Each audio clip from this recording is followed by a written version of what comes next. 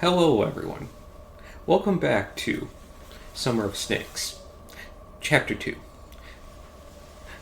So, when we left off, we found ourselves with Yannick Tinselton sprinting through the woods back to the school.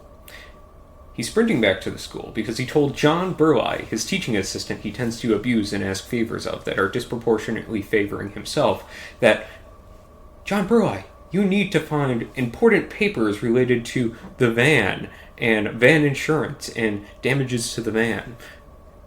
John Burleigh walks back, trying to find the records, searching vigorously everywhere in Yannick's desk. The papers don't exist.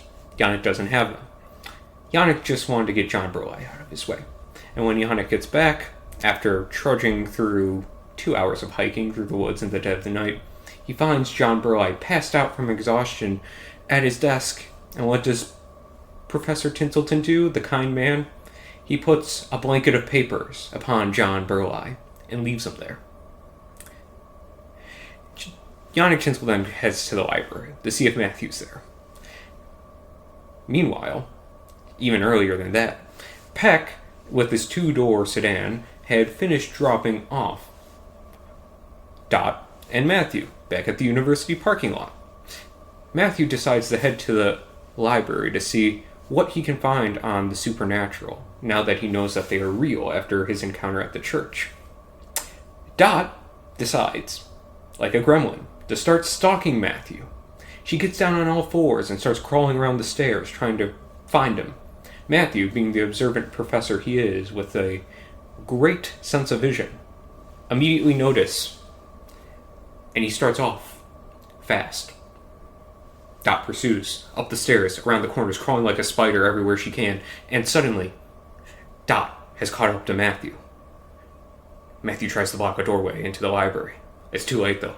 Dot has already sandwiched her body in between the doorway and the rest of the building. And Dot cannot be stopped. Dot forces Matthew to take her into the library, and so he does. And when Matthew enters the library, a computer turns on, announcing itself that it has opened up to HunterNet. HunterNet, it turns out, is a website for hunters.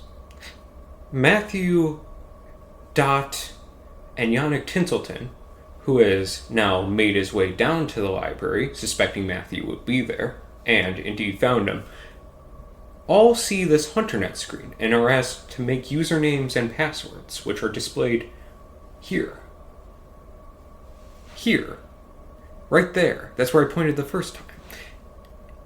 So, Yannick and Matthew begin to discuss what they see on this HunterNet, a forum of people, all that seemingly have recently become aware and are able to perceive the supernatural, where in months prior, or in their lifetimes, they have not.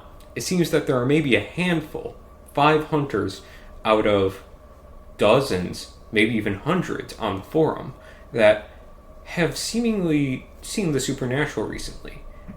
Whatever it is, or whatever's going on with the hunters, it seems it's a very recent phenomenon.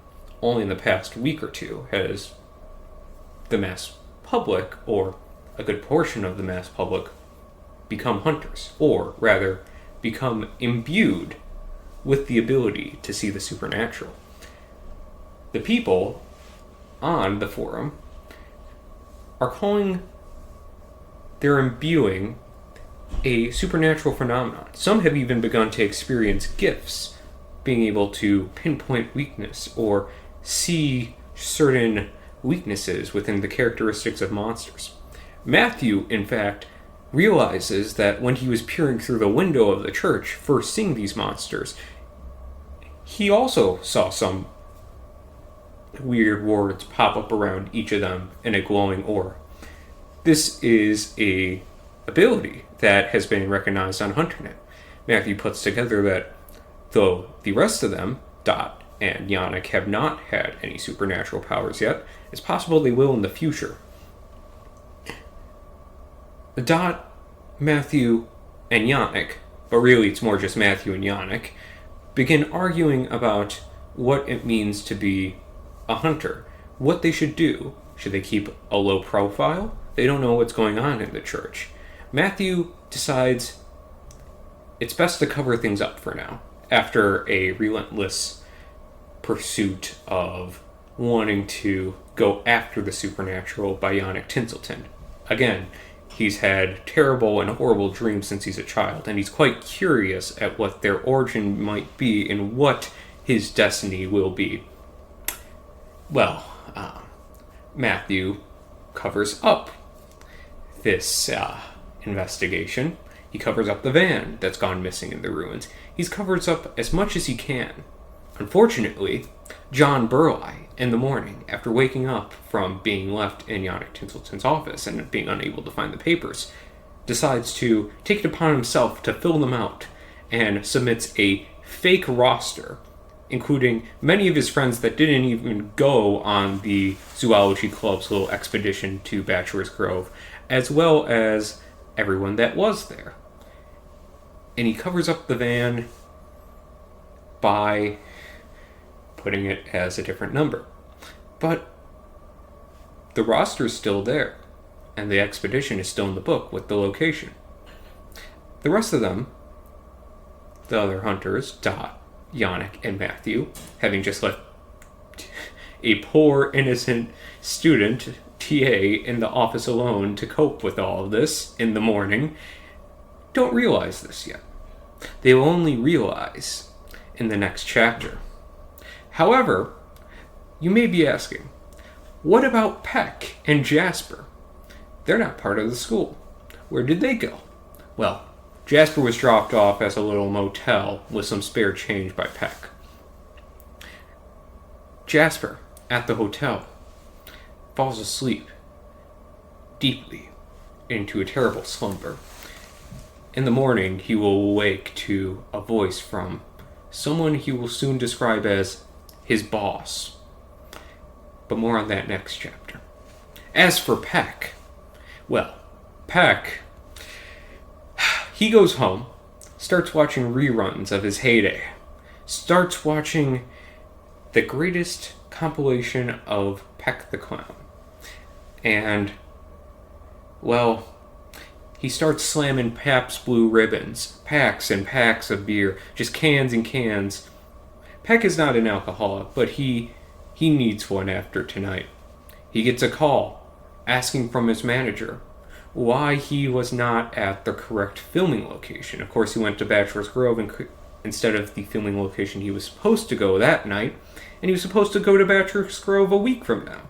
Well, Peck doesn't take this kindly and fires his manager and starts completely losing it. And by completely losing it, I mean after being very intoxicated, almost blackout drunk, he decides to get in his car and commit the greatest act that anyone has ever seen. Going to White Castle while drunk. Peck rolls up to the White Castle with great vigor, and Peck the Clown steps on the gas. He floors it through the drive-thru. He hits the speaker, knocking it over, moaning, not trying to get out his order, just trying to stay awake. He hops a curve magnificently, sparks fly from his two-door sedan. He smashes into some hedges and turns left onto Cicero, a large road in the south suburbs of Oak Lawn, and starts flooring it away at 70 miles per hour in a swerving haze. Peck the Clown has failed to get White Castle. A terrible, terrible deed indeed. And he goes back to drinking until he passes out. Now, that's all that happened in this chapter, but I would like to go over to the church once again and explain what is happening at this point from the villain's point of view. Imagine the following. You are a centuries-old vampire. A vampire that is part of a vampire supremacy group known as the Sabbat. The Sabbat is trying to organize as many vampires, or kindred, as they are known by themselves, together to fight against a great evil that is coming in the vampire apocalypse known as Gehenna. This ancient vampire, Rand, is also aware that Chicago has experienced a great war between kindred and werewolves known as the Garou. The werewolves have decimated the vampire population. There's only about half, maybe a third, maybe 2/3 of vampires remaining.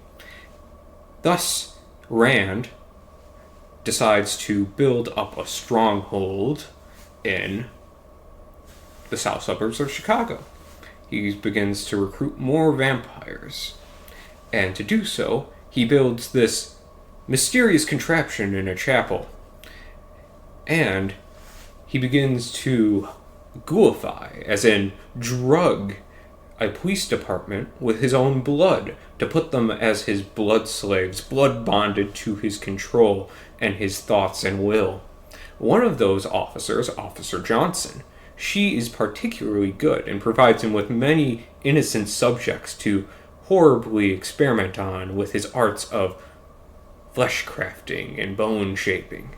He is a member of the vampire clan known as the Samisi, flesh crafters. And it turns out he thinks that Officer Johnson would make a good vampire. So he decides to embrace this Officer Johnson, bring her into the fold as a vampire, and she enters into his fraudulent Wizard of Oz-esque machine. It's basically just a bunch of humidifiers blowing smoke of different colors whenever a corpse enters that he plans to use, and just a bunch of loose engines and generators just shaking the building violently to startle up the crowd. It's nothing particular, but it's efficient and it works as a recruiting scheme, especially because they're already impaired by drinking his blood, his vitae.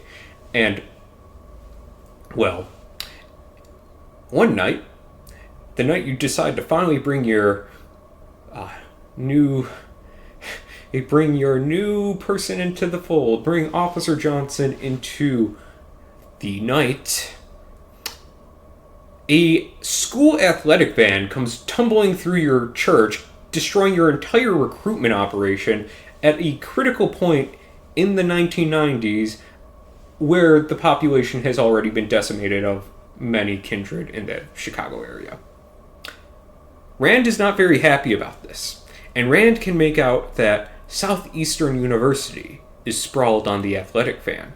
Luckily, he did embrace Officer Johnson, and he does have a few, let's call them monstrosities, art projects even, that he has modeled after the zodiacs, Pisces, Taurus, Aquarius, etc. And using his newly found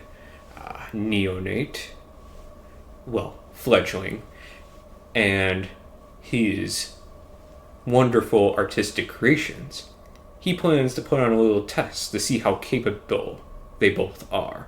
And if they prove incapable, well, he has infinite time, and he might just flee the city and take his little Sabbat sect with him, leaving them to whatever fate our hunters can manage. And that's where we'll pick up the start of the war in Chapter 3. I'll talk to you tomorrow. Goodbye.